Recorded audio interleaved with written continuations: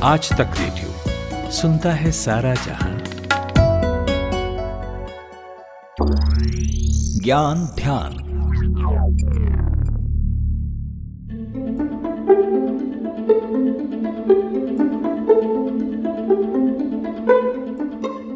एक लड़की थी नाहिद नाम की।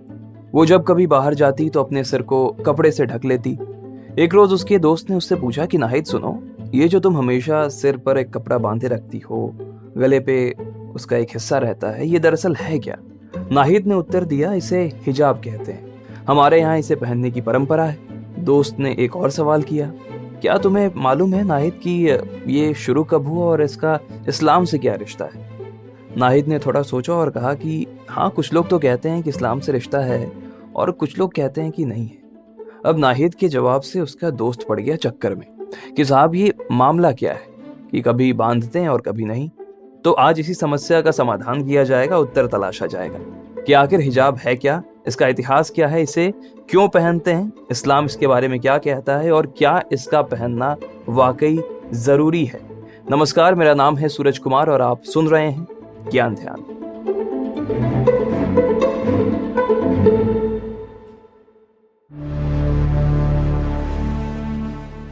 हिजाब, अगर इसके डेफिनेशन पर जाएं तो जैसे हिंदू स्त्रियां सिर ढकने के लिए दुपट्टा, चुनरी या पल्लू आदि का इस्तेमाल करती हैं, वैसे ही हिजाब एक स्कार्फ नुमा चौकोर कपड़ा होता है जो मुस्लिम महिलाएं अपने बालों, सिर और गर्दन को ढकने के लिए प्रयोग करती हैं ताकि पब्लिक प्लेस या फिर कहें कि घर पर भी असंबंधित पुरुषों से जो प्राइवेसी है वो बनाकर रखा जा सके। अब थोड़ा इसके इतिहास पर आते हैं। घूंघट, पर्दा, इसका जन्म इस्लाम के आने के साथ नहीं हुआ था, बल्कि प्राचीन मेसोपोटामिया, ग्रीक और फारसी एम्पायर में इसका इस्तेमाल किया जाता था। शुरुआती दौर में तेज धूप, धूल और बारिश से सिर को बचाने के लिए कपड़े का प्रयोग किया जाता था। इसे सिर पर बांधा जाता था। 13वीं शताब्दी में लिखे गए प्राचीन एस्ट्रियन लेख में भी इसका जिक्र किया गया है कि औरतों, बेटियों और विधवा को हिजाब पहनना है। हालांकि उस वक्त सो कॉल्ड लोअर क्लास या फिर कहें कि प्रोस्टिट्यूट्स को हिजाब पहनने की मनाही थी। अगर वो इसका प्रयोग करती भी थी तो सार्वजनिक तौर पर उनका अपमान किया जाता था या फिर गिरफ्तारी तक कर दी जाती थी। हालांकि बाद में इसे धर्म से जोड़ा गया। इसे महिलाओं, बच्चियों और विधवाओं के लिए पहनना अनिवार्य कर दिया गया। इसे धर्म के सम्मान के प्रतीक के तौर पर पहचाना जाने लगा। इस्लाम का विस्तार जब मिडिल ईस्ट के जरिए से अफ्रीका और सेंट्रल एशिया के कुछ हिस्सों और अरब सागर के आसपास हुआ तो इसने पर्दे के रीति रिवाजों को शामिल किया, जिसने दूसरों को भी प्रभावित किया। अब यहाँ समझने वाली बात यह है कि हिजाब को अक्सर इस्लाम से जोड़कर देखा जाता है, उसके बारे में बात की जाती है। तो इस्लाम धर्म के बारे में इसको लेकर क्या कुछ कहा गया है?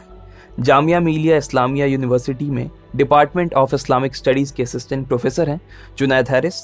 वो बताते हैं, जो मर्द और औरत के बीच जो एक कर्टेन की जरूरत पड़ती है, जो एक ओट की जरूरत पड़ती है, बेसिकली इसी को हिजाब कहा जाता है। क्लियर है कुरान के अंदर। आप कुरान की 24वीं सूरत सूरे नूर है, इसकी आयत नंबर 30 और 31 के अंदर मोमिन मर्दों से भी, यानी मुसलमान मर्दों से भी और मुस्लिम औरतों से भी, मुस्लिम मर्दों को सबसे पहले कहा गया है कि कुल लिल मुमिनीन यगुज़्ज़ू मिन अब्सारिहिम व यहफ़ज़ू फुरूजहुम, कि प्रॉफिट आप कह दीजिए मोमिन मुसलमानों से कि वो अपनी निगाहों की को नीची रखें और अपनी शर्मगाहों की हिफाजत करें। बिल्कुल यही बात मोमिन औरतों से भी कहा गया कि वकुल लिल मुमिनात, और कह दीजिए मोमिन औरतों से यग़ुज़्ज़ुना मिन अब्सारिहिन्ना, अपनी निगाहों की को नीची रखें, व यहफ़ज़्ना फुरूजहुन्ना, और अपनी शर्मगाहों की हिफाजत करें। लेकिन अब इनसे कुछ और ज्यादा भी कहना है, इसलिए स्पेशली इनका जिक्र किया गया था। और अब इनसे क्या ज्यादा कहना है, अब उसको जरा सुनिए। वला युब्दीना ज़ीनतहुन्ना, और वो जाहिर न करें अपनी जीनतों को, इल्ला मा ज़हरा मिन्हा, मगर जो अपने आप से जाहिर हो जाए। वल यज़रिबना बिखुमुरिहिन्ना अला जुयूबि, और अपनी गर्दनों के ऊपर दुपट्टे डाल लिया करें, ओढ़ लिया करें। जाहिर सी बात है, इसका पूरा का पूरा जो अप्रोच है वो ये है कि सर और छाती और ये जो हिस्सा है वो छुप जाया करिए। एकदम बिल्कुल क्लियर इसमें कहा गया है, वला युब्दीना न अब उसके बाद और अपनी जीनतों को जाहिर न करें सिवाय अपने शौहरों की, और एक लंबी एक फहरिस्त है कि अपने वालिद वगैरह वगैरह, जो है एक डिटेल है, मैं समझता हूँ उसमें नहीं जाना चाहिए। तो बिल्कुल क्लियर इसके अंदर भी कहा जा रहा है कि वो जो है अपने ऊपर या गर्दनों के ऊपर डाल लिया करे ताकि सर और छाती उनके ढक जाए। आपने जुनैद साहब को सुना, जिन्होंने इस्लाम में हिजाब को लेकर कही गई बातें सामने रखी। अब जरा इसके दूसरे पहलू पर आते हैं। 1960 और 1970 के दशक के बीच मुस्लिम देशों में वेस्टर्नाइजेशन शुरू हो गया। हालांकि साल 1969 में हिजाब कानून लाए जाने के बाद ईरान में प्रदर्शन हुए। कानून ने फैसला किया कि देश में महिलाओं को अपना घर छोड़ने के लिए स्कार्फ पहनना होगा। 20वीं शताब्दी के बाद मिस्र में इस्लामी विश्वास को रीयूनाइट करने के लिए हिजाब को साधन के रूप में इस्तेमाल किया गया। आंदोलन की महिलाओं ने इस्लामिक पोशाक को अपनाया, जिसमें सिर, छाती और पीठ ढके होते हैं। इस आंदोलन के बाद यह प्रथा और जोर शोर से मुस्लिम महिलाओं के पहनावे का हिस्सा बन गई। वहीं दुनिया में ऐसी कई महिलाएं हैं जो इसे मजहबी पाबंदी मानती हैं और आजादी पाने के लिए मुहिम भी चलाती हैं। कई मुस्लिम बहुल्य देश हैं जैसे कि कोसोवो, ट्यूनीशिया, तुर्की, सीरिया, मिस्र, जिन्होंने पब्लिक स्कूलों और यूनिवर्सिटीज या फिर कहें सरकारी भवनों में हिजाब पर प्रतिबंध लगा दिया है। वहीं स्विट्जरलैंड, नीदरलैंड, बेल्जियम, फ्रांस, रूस जैसे और भी कई देश हैं जिन्होंने हिजाब और चेहरा ढकना रिस्ट्रिक्टेड कर रखा है। स्विट्जरलैंड में हिजाब बैन का कोई धार्मिक कारण तो नहीं है, बल्कि यहाँ की सरकार ने महिलाओं को आजादी से जीने का अधिकार देते हुए इस पर पाबंदी लगाई थी। एक तरफ जब हम घूंघट को हिंदू महिलाओं के अपमान के साथ जोड़कर देखते हैं, तो वहीं दूसरी ओर मुस्लिम महिलाओं का हिजाब पहनना कितना सही है, कितना सशक्तिकरण की बात को सही ठहराता है, पत्रकार शीबा असलम फहमी बताती हैं, जिन्होंने महिलाओं के हक के लिए इस्लामिक कट्टरपंथ के खिलाफ एक लंबा संघर्ष किया है। देखिए, ये जो पर्दा या हिजाब का मामला है, ये हर समाज में जितने भी पुरातन पंथी या ट्रेडिशनल सोसाइटीज हैं, उनमें ये किसी न किसी रूप में है। अब सवाल ये पैदा होता है कि भारत में मुस्लिम लड़कियों का, देखिए भारत हो या कहीं भी हो, मुसलमान लड़कियां सर पे हिजाब रख करके अपने सारे काम कर रही हैं।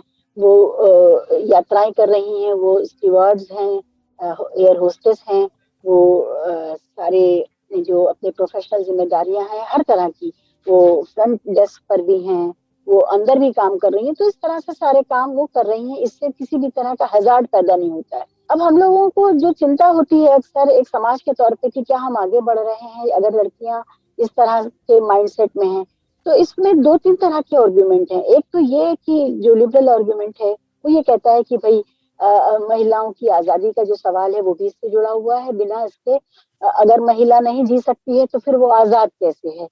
दूसरी तरफ से लड़कियां कहती हैं कि ये हमारे चॉइस का मामला है। देखिए, ये पूरी तरह से ना लिबरल आर्गुमेंट अपनी जगह दुरुस्त है, ना चॉइस का जो मामला कहते हैं वो दुरुस्त है।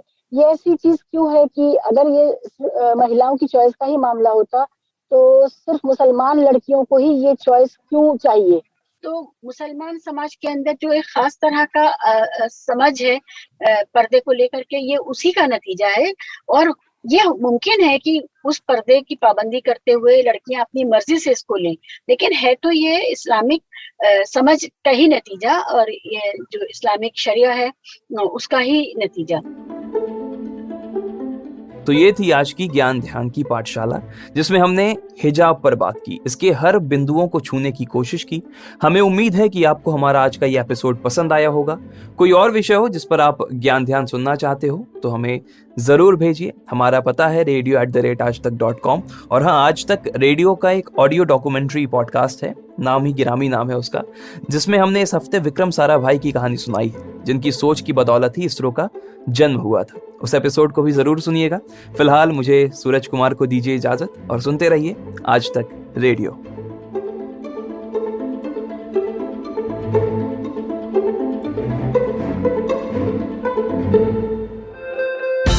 दिन भर की हलचल के बाद जब शाम ढल जाए तो चले आइए आज तक रेडियो पर। खबरों के सबसे अहम पड़ाव तक ले चलेंगे आपको, तसल्ली से बताएंगे कि दिन में हुआ क्या और जो हुआ उसका मतलब आपके लिए क्या था।